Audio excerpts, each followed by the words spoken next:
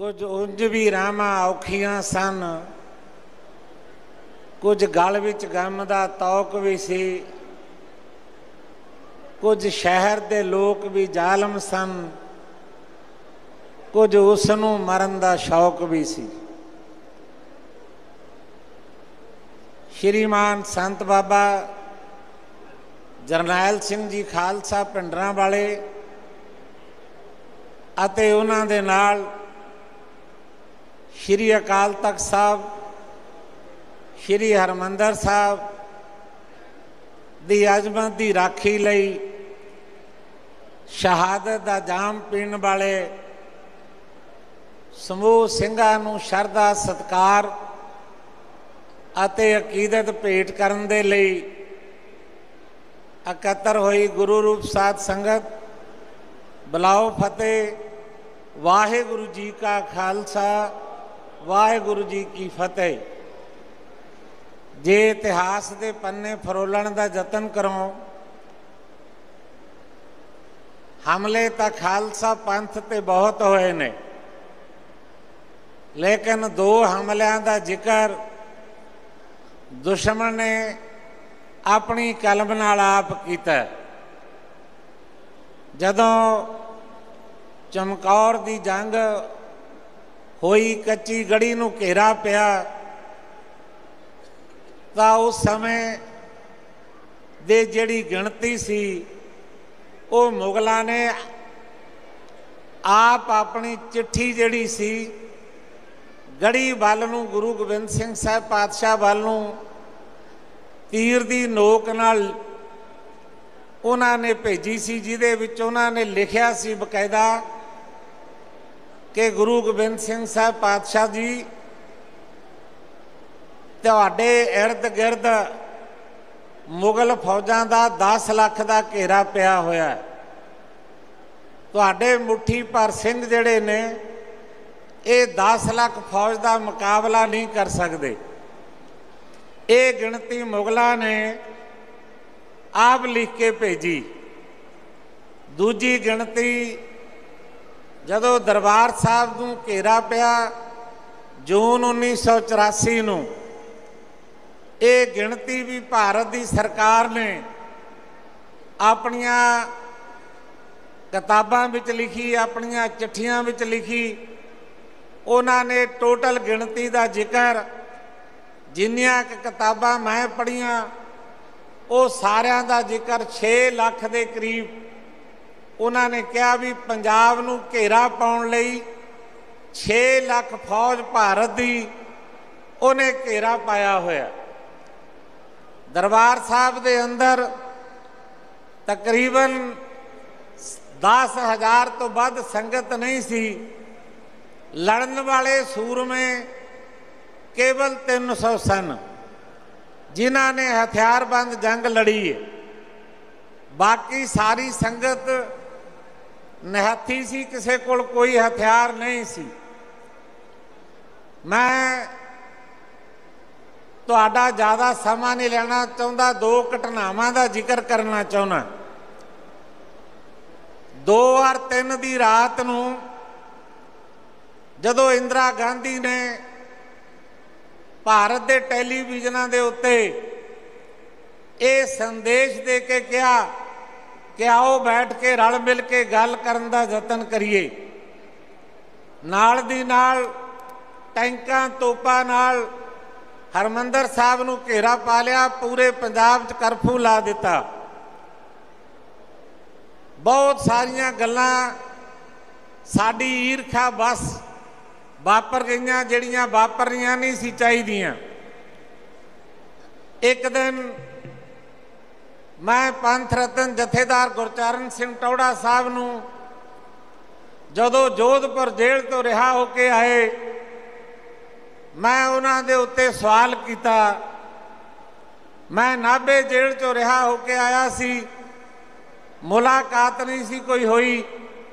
पहली मुलाकात हुई, मैं मुलाकात के दरम्यान उन्होंने सवाल किया भी तुहाडी ते संत जरनैल सिंह उन्हां दी कोई आखिरी मुलाकात किहड़े दिन किहड़ी तरीक नूं होई?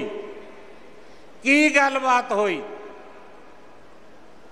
मैनू टौड़ा साहब ने जवाब दिता बई 2 तरीक की रात नूं 10 बजे संत हरचंद सिंह जी लौंगोवाल साहब जो मोर्चे के डिकटेटर सन, उन्होंने कहा भी तुसी संत जरनैल सिंह उन्हां कोल जाके आओ, उन्हां नाल सलाह मशवरा करके पुछो भी जे आपां गिरफ्तारी दे दीए।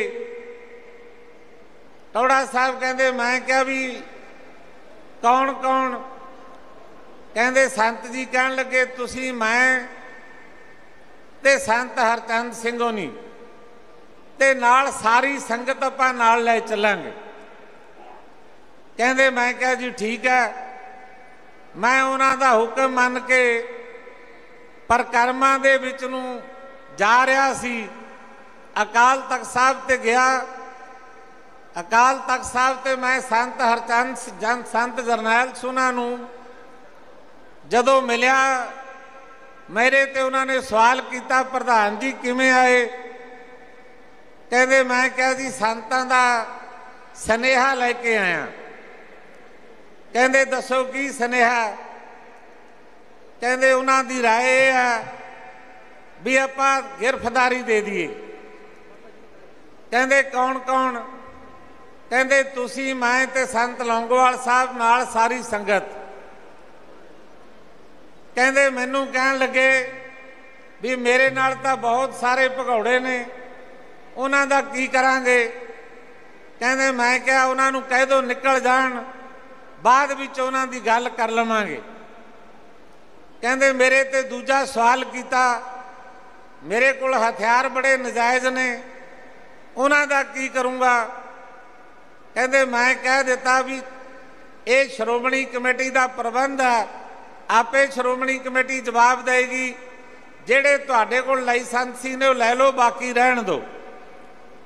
कहते तीजी गल मैनू कहन लगे भी मेरे उत्ते तुहाडे अकालियां ने एलीगेशन लाए ने। कदे कह देंदे ने चंदोक कलां तो आ गए, कदे बंबे तो भज्जे आए, कदे चौंक मेहते तो आ गए। कहते टौड़ा जी मेरा फैसला है कि मैं इस धरती के उत्ते सौं खाधी आ अकाल तख्त ते, मैं इत्थे शहादत देनी है। कहते मैं क्या जी सानू की हुक्म है।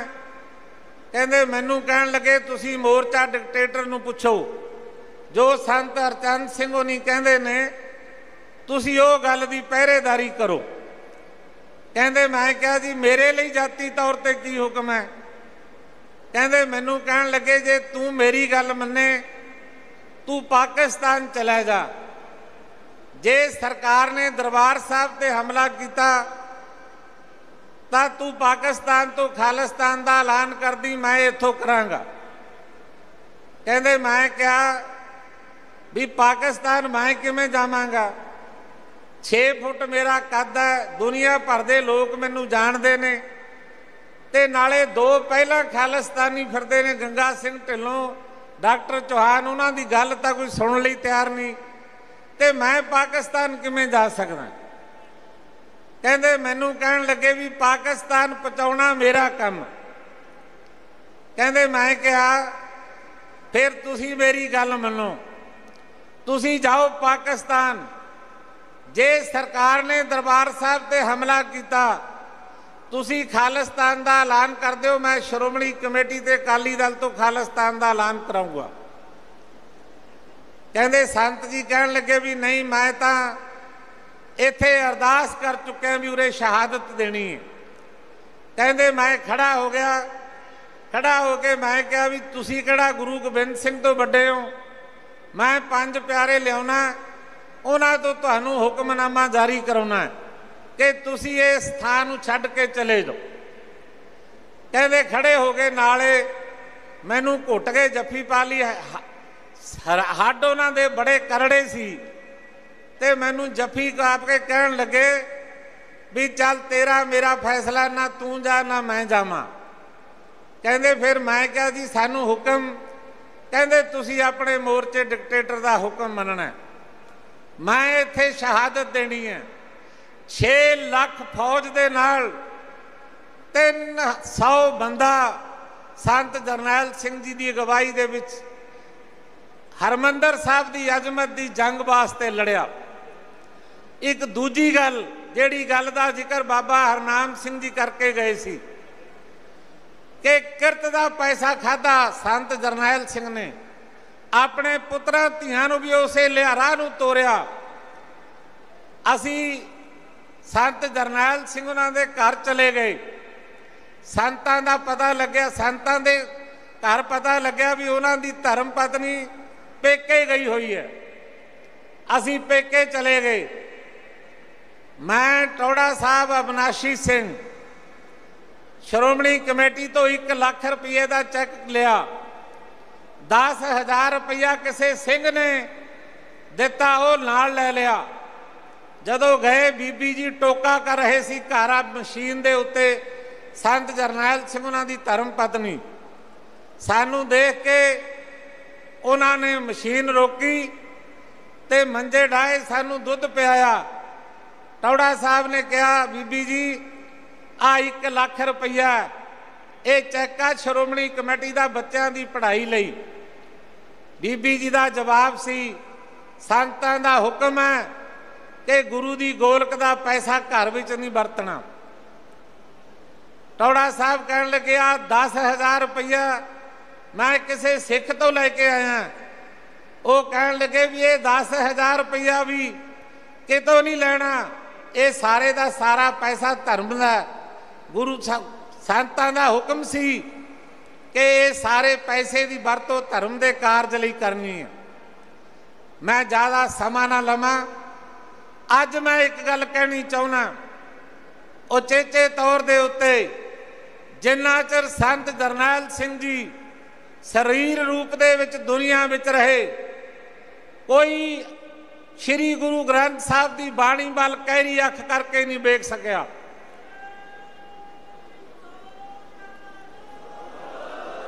जिन्ना चिर शरीर रूप विच रहे, किसी ने अकाल तख्त नूं चैलेंज नहीं किया, किसी ने श्रोमणी गुरुद्वारा प्रबंधक कमेटी और किसी ने पंथ की राष्ट्रीय धिर श्रोमणी अकाली दल इन्हां दे वजूद नूं खत्म करन वाल किसी ने साजिश रचण का यतन नहीं सी कीता। अज साडे कोलों संत जी चले गए शरीर रूप विच। अज कोई उठदा, कोई गुरु ग्रंथ साहब की बाणी तक किंतु करदा, कोई अकाल तख्त की सर्वउच्चता नूं चैलेंज करदा, कोई पंथ दीआं संस्थावां श्रोमणी गुरुद्वारा प्रबंधक कमेटी ते श्रोमणी अकाली दल नूं तबाह करन दीआं साजिशां कर रहे ने। मैं कहना चाहुंदा गलतियां मनुखां च हुंदियां ने, सजा मनुखां नूं मिलनी चाहिदी है, लेकिन मनुखां करके पंथ दीआं संस्थावां ये तबाह नहीं कीतियां जाणियां चाहिदियां, ना किसी नूं तबाह करन दी आग्या दित्ती जा सकदी है। अज तुहाडे ते बड़े किस्म दे हमले ने। पंथ विच एकता रहनी चाहिए है, पंथ की शक्ति मजबूत रहनी चाहिए है।